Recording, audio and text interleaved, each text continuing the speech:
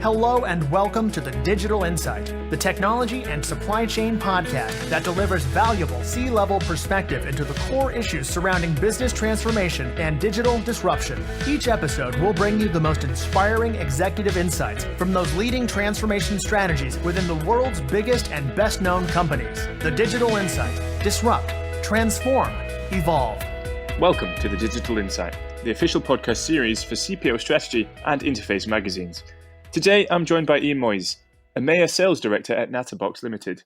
In this episode, Ian explores what he describes as one of the most important skill sets in the modern day, which is the need for acceptance, receptiveness of innovation and digitisation, and the ability to be agile as a technology professional.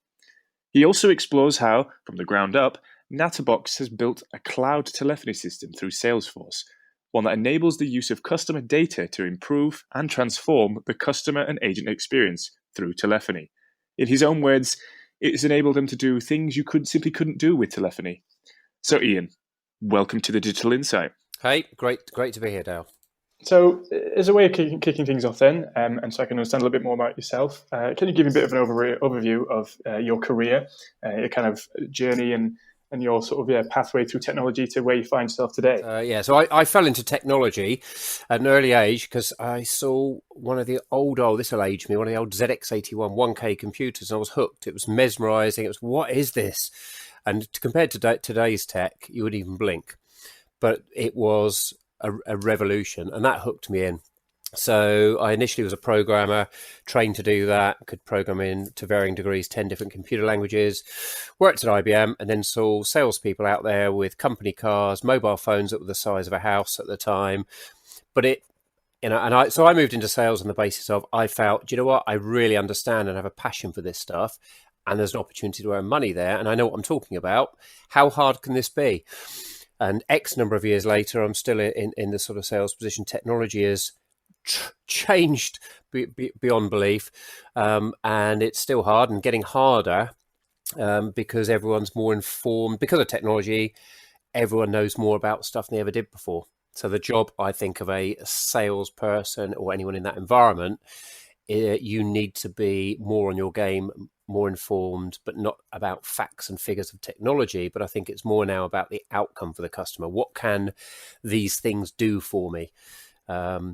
More today than ever before we've ever seen. No, absolutely. And, you talked about, obviously, then you said your experience has been driven from this passion for technology. And of course, you said you had a role with IBM, for example, but then you moved into sales.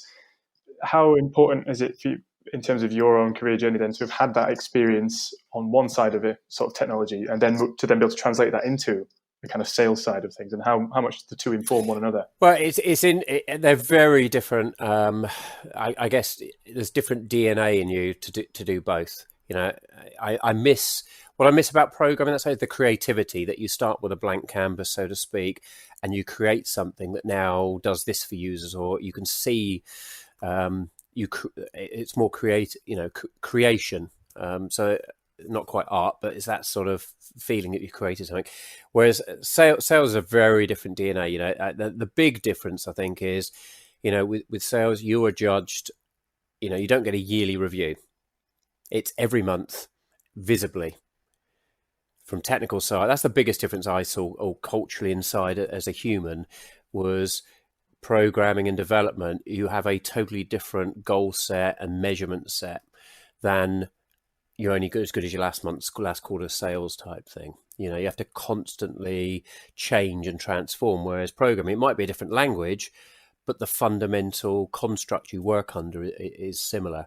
So, but they're both hard, right? But for different reasons. And I've constantly across my career been told, oh, that's surprising. A true techie who moved into sales. That's unusual. But for me, it gave me an advantage, certainly in the early years. And I always talk about, I didn't know what I was doing in sales, right? I didn't go through years and years of training. I was thrown into the deep end. Phone, pad of paper, price book, pen, figure it out. You've seen what's going on. And I had to learn the hard way. What helped me overcome the lack I had in experience and knowing what to do was I learned the technology quickly. So that became my crutch, so to speak, for the early years of where I have a deficit here. I may not be the sharpest in the box at negotiating and all the sales stuff. As I'm learning it, I had something else that gave me a different value to the customer. But now I would never profess to be a full techie. I'm dangerous enough to know how to do registry entries and things on Windows and interpret and learn. I think what it has given me the benefit to is learn things quicker. When there's a new product, I understand the fundamentals to build upon. So I pick up technology very quickly, but in no way can I profess myself to be a techie or utilize that skill as much as I would have done in the early years. Yeah, and you touched upon a very important point there, is being able to learn and pick up this, the sort of the ins and outs of this new technology quite quickly. That's very important now, because speaking to a number of people in a number of roles, and obviously we can see it every day, technology is changing, it's transforming, and innovation is coming at an increasingly faster rate. How important then is it for you and other professionals in a similar role to yours to stay on top of that and to understand the demand that technology is coming quicker than ever before? Yeah, so I think one of the skill sets, and not just in sales or working in the tech sector, but across us, I would say everything, but a lot of roles today is the capability to be agile. Humans have got this propensity to change and adapt. Otherwise, we wouldn't be here today, right? We wouldn't be a dominant species on the planet if we hadn't been able to adapt to new things coming along, new threats, new emergence, and all the rest of it. But you've got to be willing to, and I always profess to people that a valuable skill today is acceptance and receptiveness and ability to change and change again and change again. We're seeing less and less of you go into a job and you're going to be there 30 years and do the same thing day in, day out and come out the end of a career.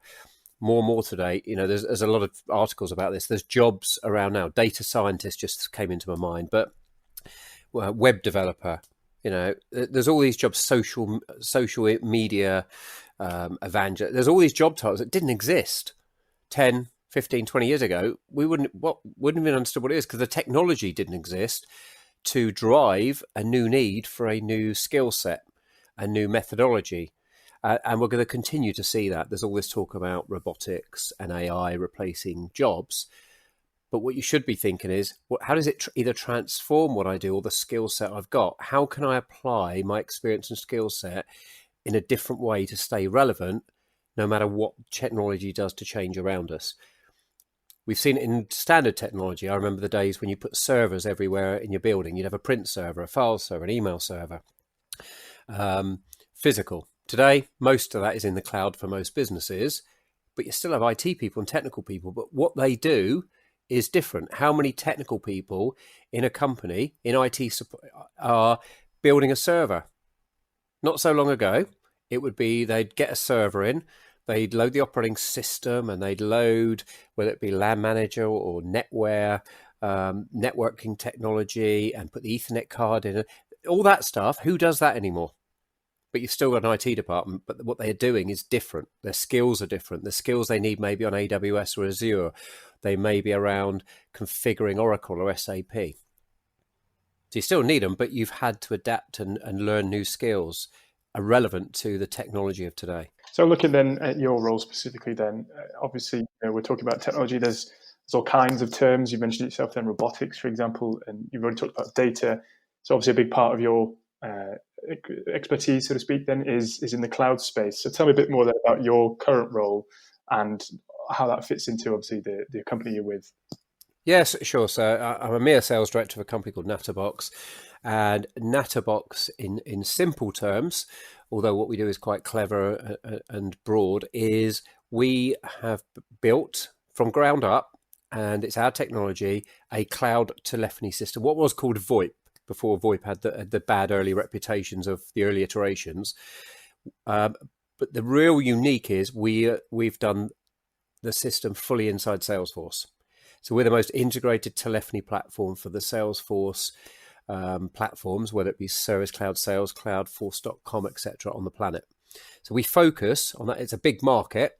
You could say it's a niche market, but it's a very big niche market on enabling customers who have invested in Salesforce to also put their telephony in the cloud and put the two together so that 2 plus 2 equals 7, 2 plus 2 equals 8. So using data that you have about customers, whether it be opportunities, cases, support tickets, to improve and transform both your customer and your agent's experience with telephony. So do things that you couldn't do with old technology and old telephony systems. Simple example, just to put all that into one thing, is if you phone in and you had a ticket with a customer yesterday and they didn't call you back, how transformational would it be if when you phoned them, the phone system dynamically recognized your number, had looked you up in their system and went, "Hi Ian, thanks for calling this morning. We detect we didn't call you back on that ticket yesterday. If that's what you're calling about, press 1 and we will escalate you to the right person quickly. 2 for our normal menu." So straight away, it's personalized my journey. It's identified and personalized the message to me. If I push 1, it then sends me down a different route based on the scenario that I'm in with that business right now. So we're using live relevant data about the customer to personalize and transform their experience over the phone, exactly like you've seen on websites for years, where you go to a website, it remembers who you are from a cookie and starts to personalize your experience and treat you differently. We believe you should be doing that on the phone, and that's the capability we give to customers. So it's quite transformational. It's all in the cloud, and it's done because of cloud. We've now built this in an affordable way. Years ago, this would have been, even if you could have done what we do, incredibly expensive, incredibly architecture rich in terms of all the things you'd have to bolt together, complex. So it would have been the elite large enterprise customer would be the only one that could afford it, as we've seen. And one of the things the cloud market has done, and I always profess and talk about this, is it's flattened the market. It means the average or small size company now has the option to select technologies that the large companies use and digest them in an affordable fashion without having to architect. There's no price barrier any longer of getting to start to do it. Everyone has access. No, absolutely. And you've said then, and a key thing there, of course, is that live relevant data. Talk to me a little bit then about the technology behind this. So, it sounds fascinating and it sounds really straightforward and simple. Like you say, websites have been doing this for years, but obviously if you peel back the lid a little bit, what is the technology that's powering this sort of transformational change? Yeah, so we've built our own tech because when we looked, there was we've seen some players try and do this by buying underlying components in, but we wanted to own the stack because if you're going to do this stuff that I just described, it's obviously important to you. If you're going to invest in this, you care about it. Therefore, it's got to be resilient and with a high quality of service. You can't do this stuff and do half the job. You can't make do and get it, well, it's sort of okay, it sort of works sometimes. It's got to be extremely resilient because you're setting the customer expectation. You're setting the bar high. Boy, you better deliver. And the analogy would be, if you try and compete, not you would fully, but if you try and put up an electronic site like Amazon, but your site's not available or the transactions don't work a lot of the time, great. It looks great. The intention's there, but this thing doesn't stand up to it. It's not reliable enough. So we architected this ourselves. And we chose Salesforce purely because we wanted to be the master of one and do it well. What we didn't want to do is do a little bit for customers and go broad and do this for 20 or 30 CRM platforms, but do a little bit and then stop. We decided we are going to do this to the extreme we believe the market needs. And to do that, we can't go broad. We couldn't build it in 20 or 30 different systems because they're all architected differently. And to do what we described, as you can expect, has to be done incredibly fast. You can't phone up and the phone system waits 30 seconds while it finds the details, figures out what to say to you. So everything behind this has to use efficient, speedy cloud systems because it's real time. You have a conversation, you have an electronic voice, you want it to sound as human as possible, and it needs to be instantaneous. The customer isn't going to wait 2 or 3 seconds as you would on websites. Our expectations are set high. So to do this, you're right, it sounds easy. It's extremely complex under the covers. But one of our goals we achieved was to make it easy for customers, to hide all the complexity in the back end and give them an interface where they can configure this and manage it very quickly themselves. So if they want to make a change, it's real time. Make the change and it's live across your whole phone system. Yeah, and something you say, of course, and you said at the beginning, is that it's more about customer outcomes now. That's more crucial than simple facts and figures. And obviously, this is very customer driven. You were doing this too because you mentioned right then it needs to be fast, it needs to be efficient. It needs to be real time. How do you make sure then that what you're doing, so for example, this is driven by that customer, that you're not just looking to implement this technology or this new system because you think it's the right thing, but you know it's what will improve that customer experience. Yes, that's a good point, and that I'll take that slightly down a different edge. So, technology has moved on, and often I'm a school speaker and I talk about disruptive emerging tech and why it's happened. And if you step back and think about it, in a very recent number of years, we've seen social media, which we all take for granted now and don't think actually it hasn't been around hardly any time at all. We've seen social media, we've seen virtual reality now coming into the front and being affordable in the home, AI, Internet of Things, which I've got a plethora of devices around my home that I've adopted, big data, cloud, all of this stuff is coming at us at a fast pace. But what I always say to people is the technology itself will not transform or fix your business alone. You can't just go and buy, well, look, we're not growing as fast as we want. Let's buy some cloud. Right, that's not going to fix the fun. It may be a contributory factor that enables you to do things and get outcomes quicker, or be more flexible for a client, or to be more competitive in some way, etc., etc. But it's back to the old adage, as it's always been: it's people, process, technology. It's embedding the three together. If you buy the most wondrous technology, but your people, and it's to empower your own business perhaps to be more do things, but they don't use it. Like a CRM is a perfect example. I mentioned Salesforce. So you buy a CRM, yes, it gives you the ability to be more efficient in servicing customers, sales, and so do all these great things, but only if your users use it. If users don't put data into that system, so when a customer calls and we pop the data on the screen, if there's nothing there, the value's not there. But you bought the technology, but the people aren't using it. Same with process. You've got to look at what is the optimal process and journey for your customer and internal journeys. And how do we optimize those? How do we transform that what previously maybe for a customer may contact your business, they speak to someone, and now that person to serve that customer's need has to go into 3 different systems, duplicate the data, copy it, all this complex stuff, and it takes them 4 hours. Then they can go back to the customer. So the customer's average turnaround is 4 to 5 hours because of that combination. Perhaps now the customer experience is being affected by internal process and capability. So can we take technology, change our processes to leverage that technology, retrain the people, they use it in a different way and they have to support this, that we can now turn that around on the phone live and give them an answer within 2 or 3 minutes on the phone. Your customer experience has changed. They don't moan about you on social media. So all of this stuff is intermixed. So it's not going by, because tech's now available and affordable, we can just transform the business. And I think that's one of the pitfalls, having worked in cloud now for about 13 years and been involved in a lot of businesses and a lot of panels, etc., about digital transformation. The quote, the nice buzz phrase is, we can now transform businesses like never before. And we've seen businesses born in the cloud that we all know, like Uber and Airbnb and Amazon, who have changed the way we do stuff beyond recognition to raise our expectations to heightened levels of we never had. We weren't just saying, well, taxis, the system doesn't work, but someone's given us something that does it in a totally different way. And we now expect higher things of people.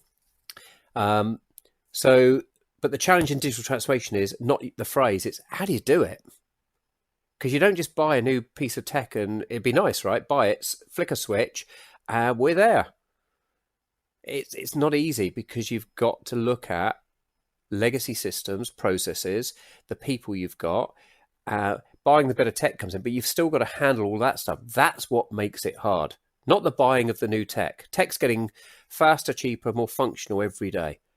The underlying cloud platforms are, it's the race to zero. AWS, Azure, and Google Compute are getting cheaper and cheaper and more functionally rich by the month. So the barriers have gone to being capable to afford to do it and choose to do it, but there are still barriers. And one of the things, a big part of all this is again, I'm repeating myself in a way, but is data. Data is huge. It's particularly when it comes to the cloud. It's the key component. But obviously, then with this data, we're talking, God knows how many customers. But that's I don't know. I'm trying to think of the right way to describe it. A lot of data, in effect. How does that place challenges then in terms of the way you handle that data from a governance perspective? Because this is a lot of information that the customers we're giving over, and that's being used to impact their experience. So what kind of measures are in place in terms of governing that? Yeah. I think I mean, we could talk about this one for hours, but I'll summarize where I think we're at. So if you look at the press today, in the past number of weeks, the point we're speaking now, we have seen some of the impact of data breaches like we've never seen before. Now, it's not just the impact on the citizen whose data has been breached, because these stories have been out there a while. We've seen British Airways, we've seen the Marriott Group, but the consequence of it. Now, the consequence used to be, A, we wouldn't always necessarily hear about the story. B, the impact and cost on that business was reduced. It didn't get much news. There's been a breach, and if you heard about it, great, but it diminished quite quickly. Today, we live in a different world. GDPR, I hate to throw that in there, but the rules have changed. There's now teeth. So we've seen these large businesses now with fines hitting them, and Facebook's in that mix as well. They're getting fines in the hundreds of millions. So, the impact, the penalty should have been there before. So I don't think the threat, whilst we all argue the threats are getting worse and they're getting different, but the threats have been there for years. I worked in the security sector for many years. The threats aren't new. There were data breaches going on, but there wasn't regulation that forced you had to disclose. So a lot of companies dealt with it, did what they could, etc. And there wasn't teeth to impact. If you had that breach, okay, but you weren't getting fines. The maximum fine in the UK was £500,000. So some large companies would take risk analysis and say, well, actually, we've done this much security, but the last 7% of security to do that is going to cost us more than the first level we've put in place. It's going to cost us hundreds of millions. We'll take the fine. We'll take the risk. It's an acceptable risk on the basis of the cost to mitigate that risk is too great. So a lot of risk has been left out there. And that's the sort of analysis that's gone on. But you're right. What's happening today is we're moving increasingly to a world where data is being sucked from us.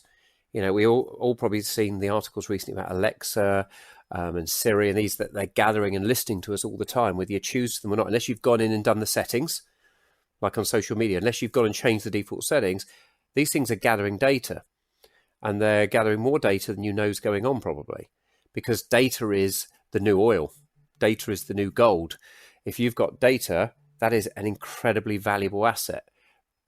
And when I speak at schools, it's always interesting. A question that's come up a few times is, well, Facebook and these, how do they make money? Because they see these platforms, obviously they recognize cost money to build and run, but how do they make money? And it's understanding that the money isn't in the membership fees. It isn't in the logins. It's in the data they get, what they know about us, how they can market to us and sell us we're their commodity, we're their product. So you're absolutely right. The world has changed and it's going to continue to change. And there's risk with that because the more data you give up. So on the other side, I think for businesses, what they need to think about is if you want data on your customers, which has value to you, for example, we talked about personalizing the phone journey. So you need to know their phone number in the CRM. What value are you giving back to the customer? So one of the examples I give in what we're in, a simple one, is if a customer phones you and you don't know who they are, they phone from their mobile and you've never seen that number before, they get through, you look them up in the system. One of the things you could do is, Mrs. Smith, I hope you don't mind, is this your mobile number? Because we didn't know your number. Yes. If you may allow me and give me permission to store that number in our system and use it to et cetera, GDPR statement. Next time you call, our system will recognize it's you and personalize the phone journey.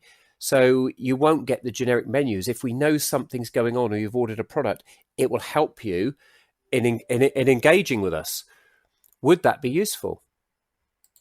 Now, what you've said there is if you let me store your data, this is what's in it for you, as opposed to the old world, which is, I just want your data for our benefit.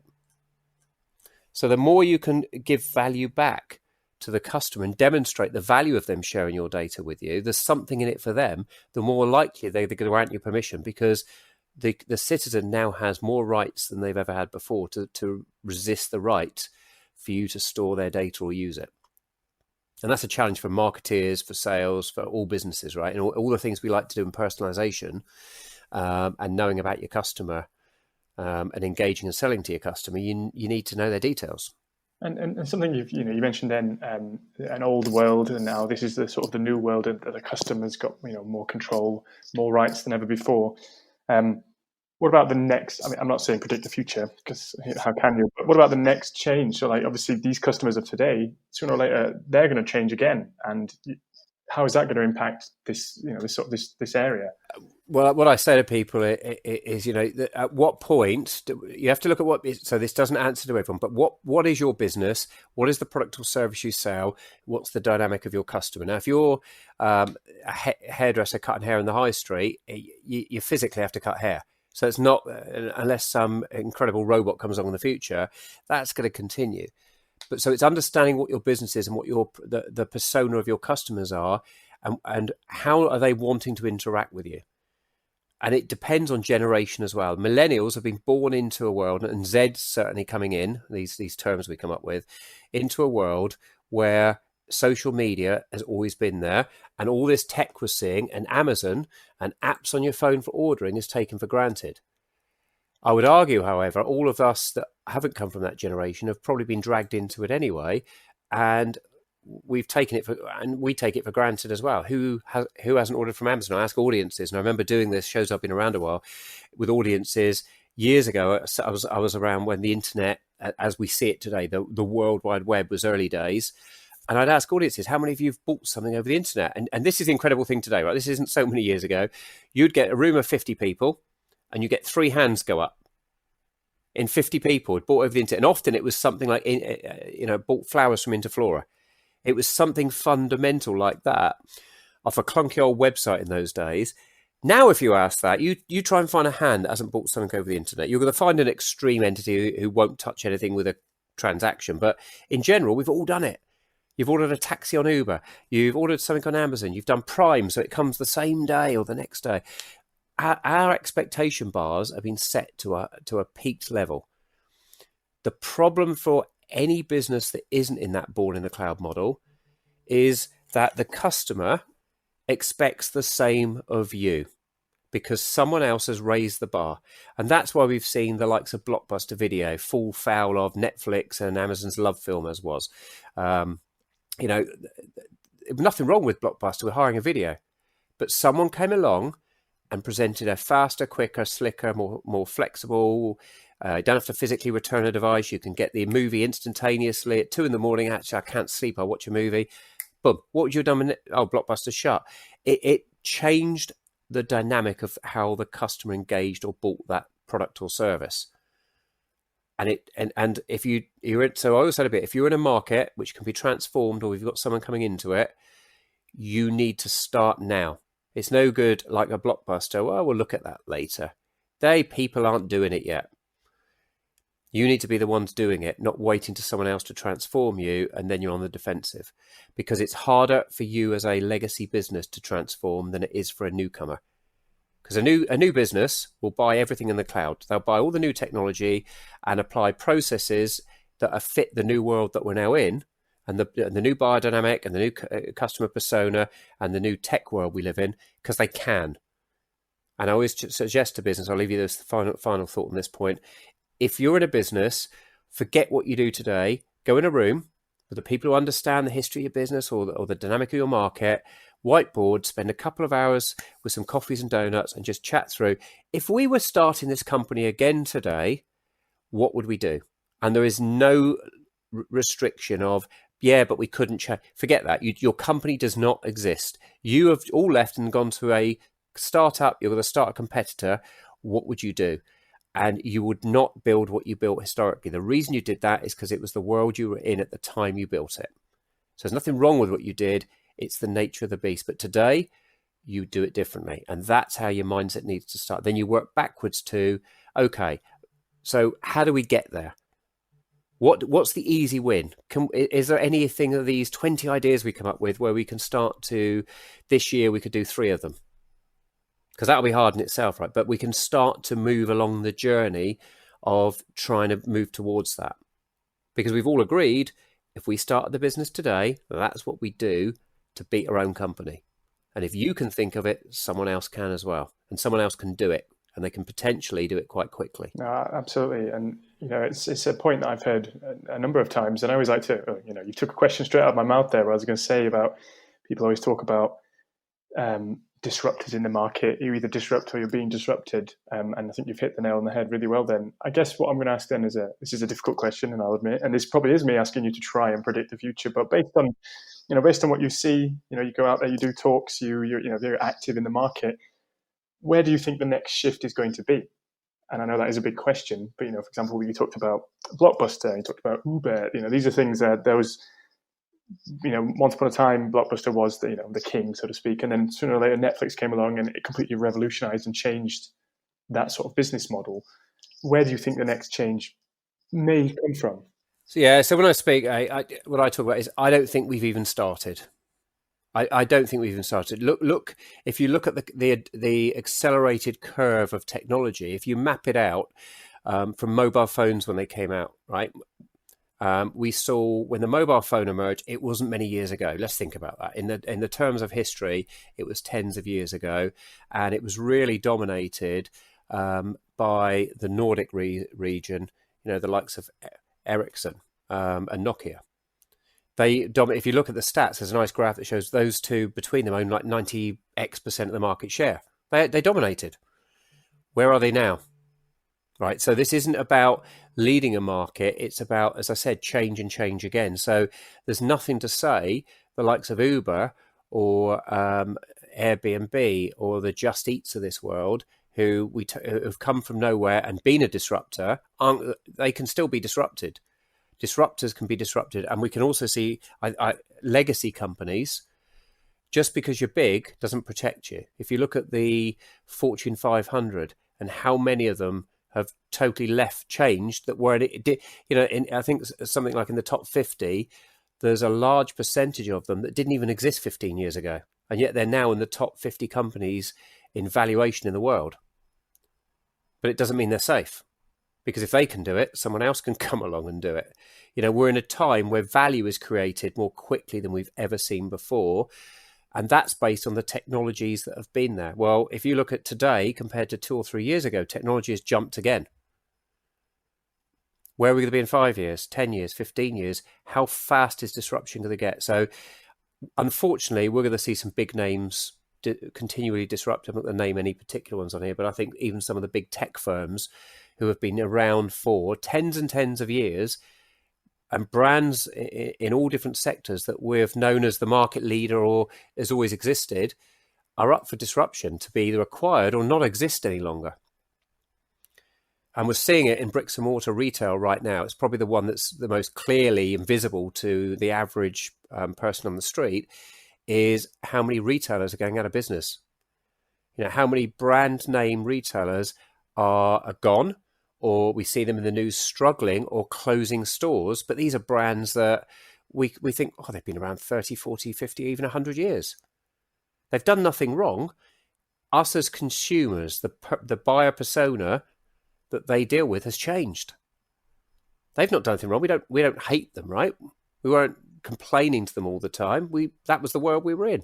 Amazon and the likes have come along and said, actually, you don't need to leave your desk, and we can get it to you often same day or next day. You don't have to go hunting around the shops on a Saturday and trying to park and all this. It's all, I want it, and we've driven a world where the expectation of us, and I always say to an audience, you are the buyer. You may not be a buyer in your business, but all of you buy things. You're all experiencing this as a consumer.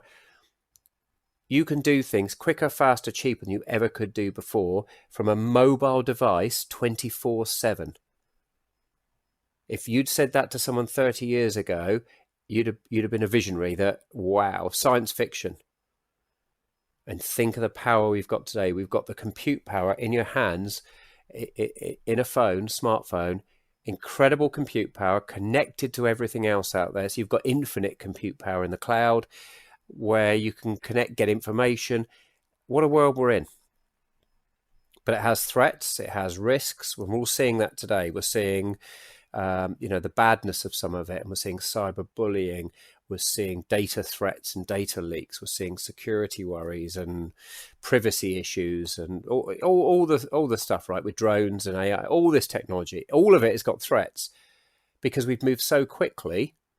We've certainly moved quicker than the laws kept up with these things, as we see with drones recently, that drones aren't regulated and some of the issues that are starting to present themselves. We've got an exciting opportunity that we're going to see transformational stuff in the next 10 years, I think, that none of us can imagine.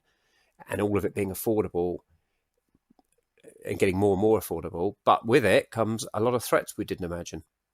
When social media first came, no one thought about some of the things we were going to see. Whether you believe or not that elections are influenced or swayed or misrepresented and who gets into power. None of that was discussed, because we weren't thinking that far ahead. It's only coming to fray now, some of the implications of that and drone technology and other things.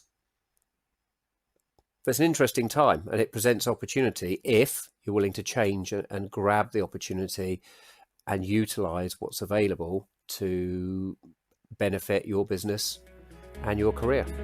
Thank you for listening to the Digital Insight Podcast in association with theinterface.net and cpostrategy.com. The Digital Insight is brought to you by B2E Media Limited. We hope you enjoyed this episode. Please remember to subscribe, rate, and review, and don't forget to check out our podcast archive at www.b2e-media.com/podcast.